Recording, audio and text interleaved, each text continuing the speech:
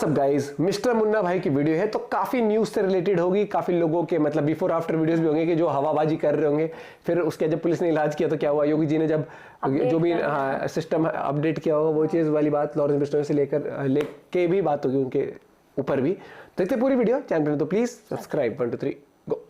सुन Lawrence Bishnoi, 2000 shooter तेरे तैयार है तो 5000 शूटर मैंने भी बॉम्बे में भेज रखे हैं। तुम्हारी खैर नहीं, तुम्हारे शूटरों की एक भी बॉम्बे से बच के नहीं जाएगा। 5000 शूटर इमरान भाई ने भी लगा दिए हैं। तुम्हारी खैर नहीं, तुम्हारी तो जेल में ही हत्या होगी। 5000 शूटर इमरान भाई ने मुंबई भेजा है अपना लॉरेंस को मारने के लिए। बच के रहना लॉरेंस, साले यहीं उठा के पटकेंगे, दोनों मारेंगे, एक एक गोली 3 को छेदा होगा। अरे पड़ोसी के मजाक से पैदा हुआ तू इमरान, तेरे भेजने से तेरा अपना लौंडा तेरे लिए बीड़ी का बंडल भी लेने नहीं जाता होगा और तू शूटर मुंबई भेजेगा 5000। कोई कितना गवार हो सकता है, जाहिलियत की भी हद हो। उससे दोस्तों इस घटिया गटर छाप मदरसा छाप को उत्तर प्रदेश पुलिस ने दूसरे ही दिन पकड़ लिया। बाद में पता चला कि ये रायबरेली का रहने वाला है और लखनऊ में पोतम पोताई का काम करता, मतलब पेंटर है। लगातार सोशल मीडिया पर ऐसी ही बकचोदी फैलता रहता है और इसके घर में फैलने के लिए इसके पड़ोसी जाया करते हैं। मुझे एक बार बोल दो ना, मैं इनको सबको ठीक करके एक जगह टांग करके सबको मिर्च का झोंका लगा के ठीक करवा देता हूं। आपने देखा होगा यूपी के भी माफिया को, यूपी के भी बड़े बड़े माफिया को ये लोग ला करके पंजाब में ठहराए थे। मैं सुप्रीम कोर्ट तक लड़ा और सुप्रीम कोर्ट से लड़ करके उसको वापस ले गया और अभी वह भी राम नाम सत्य हो गया। इसीलिए बाबा जी का दुनिया फैन है। भाई जो गुंडा बदमाश बनेगा वो कहीं भी रहे, उसको यूपी बुलाया जाएगा। भाई मर तो अपने आप ही जाता है। करी क्यों? नहीं, माफियागिरी खत्म हो गई। ये सब जानकारी इन्होंने मुंबई वासियों को दिया कि भाई आपके यहाँ भी जो माफिया है, अगर उनका भी राम नाम सत्य कराना है तो फिर हमें टाइम देना होगा। या राष्ट्रवादीचा पाठिंबा जर का भाजप प्रत्यक्ष किंवा अप्रत्यक्ष घेणार असेल आणि भगवा आतंकवाद हा जो काही शब्द आहे तो बोलणाऱ्यांची साथ ते घेणार असतील तर मला वाटतं त्यांच्यासोबत जाणं आम्हाला कठीण। मैं कभी कांग्रेस का समर्थन नहीं करूंगा क्योंकि कांग्रेस पार्टी भगवा को आतंकवाद से जोड़ती है।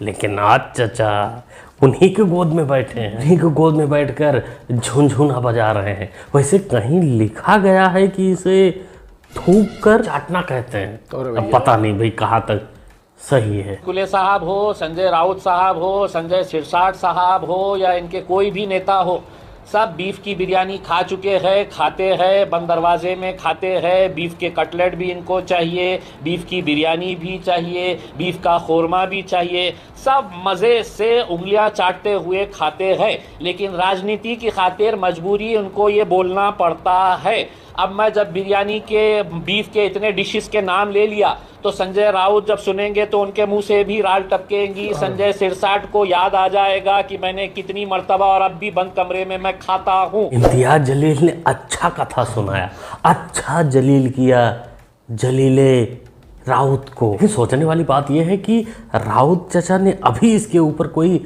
रिएक्शन नहीं दिया, मतलब इस बात को डिनाई उन्होंने किया ही नहीं। तो इसका मतलब चोरी छुपे खाई जाती है या फिर एक आध फोटो वीडियो जलील के पास होगा तेरा। शेख सर क्या लग रहा है, नांदेड़ में आए हम, मराठवाड़ा का इलाका है, महाराष्ट्र का चुनाव चल रहा है, किसकी सरकार ला रहे हो भाईजान? इस बार तो बीजेपी के आने के चांसेस है, हम तो कांग्रेस को वोट करेंगे, मगर हवा तो बीजेपी की है। इनने सामने ऐसा क्या काम किया है? बहुत सारे स्कीम है, सिंधे सरकार के भी और केंद्र सरकार के भी, और जैसा लाडली बहन योजना है, प्रधानमंत्री आवास योजना है, प्रधानमंत्री आरोग्य योजना है, बहुत सारी योजनाओं का जनता को लाभ मिल रहा है। लेकिन हम जब कांग्रेस के नेताओं से मिलते हैं वो तो कहते हैं कुछ भी नहीं मिलता है, इनमें से कोई भी योजना नहीं मिलती है। योजना का लाभ तो हम भी उठा चुके हैं, कई योजनाओं का लाभ तो हम भी उठा चुके हैं। शाबाश मुन्ना, बीजेपी अच्छा काम कर रही है, सारी योजनाओं का लाभ भी इसे मिल रहा है, लेकिन वोट तो कांग्रेस को चाहिए। देखो ये अच्छे बच्चे हैं, प्यारे बच्चे हैं, मोदी वाले हैं, मोदी के बड़े कट्टर सपोर्टर हैं। अरे सबका साथ सबका विकास वाले। मोदी जी इन्हीं के विकास करने में लगे हुए हैं, क्योंकि इनका विश्वास भी तो जीतना है। आपने कहा कि भाई प्रियंका जी अगर अरे तारीख बताओ ना, इनको रोक दीजिए। नरेंद्र मोदी जी देश के प्रधानमंत्री है कि नहीं है, सबसे सशक्त है कि नहीं है, तो लॉरेंस बिश्नोई के घर पे बुलडोजर जाएगा कि नहीं जाएगा? अगर उसका मोदी बोलिए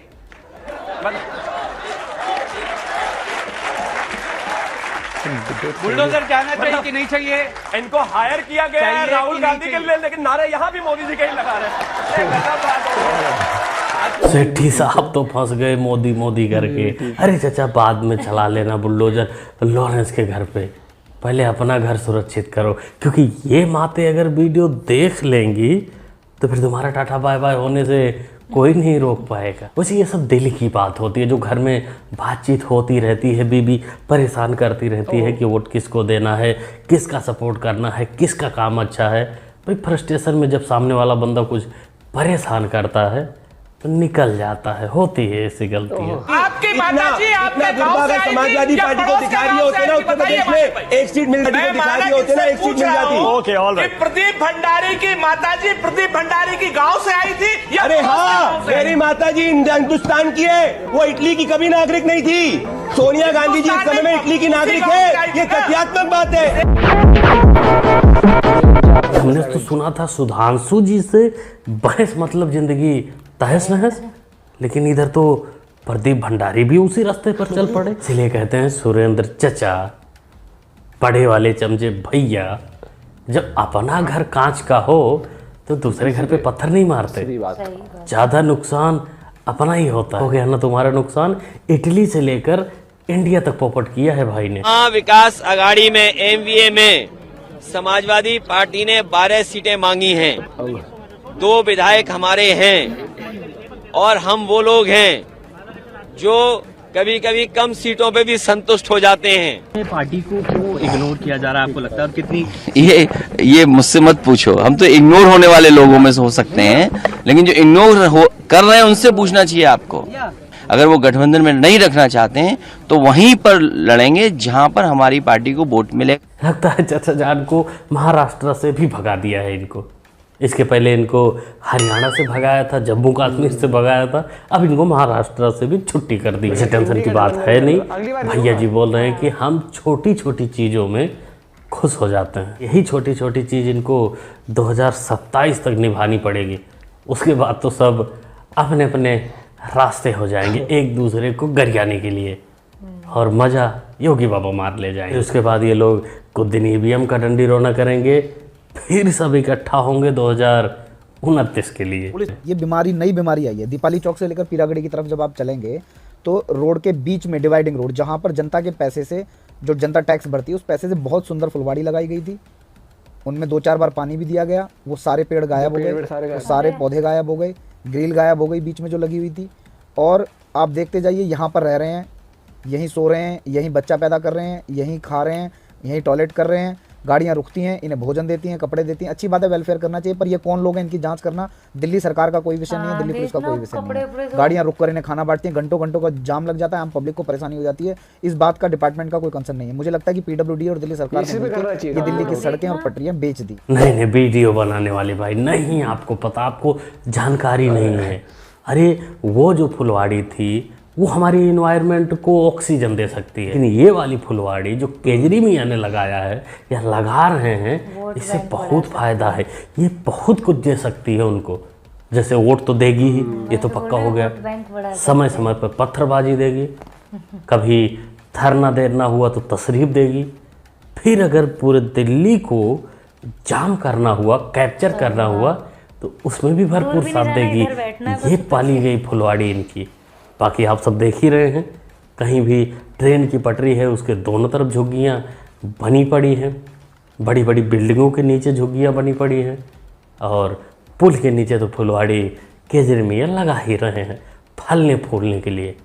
आने वाले समय के लिए काम आएगा इनको। और मुंह बनकर थोड़ा सा देख लो, 10 साल बाद आपको मेरी बातें याद आएंगी, ये क्लिप डिलीट नहीं होगी, आप सेव कर लेना। 10 साल बाद शासन, प्रशासन, संविधान सब सरेंडर हो जाएगा। जैसे कि जम्मू कश्मीर में सरेंडर हुआ है, जैसे कि पश्चिम बंगाल में सरेंडर हुआ है, जैसे कि बांग्लादेश में सरेंडर हुआ है। जब इकट्ठे होकर तख्ता पलट करने की तैयारी करेंगे उस समय कोई संविधान की ताकत काम नहीं आएगी, केवल ताकत काम आएगी तो हिंदुओं की जागृति। रखना इस बात को, जब हिंदू जगेगा तब देश अजर अमर हो जाएगा, जैसे छत्रपति शिवाजी के टाइम पर हुआ था।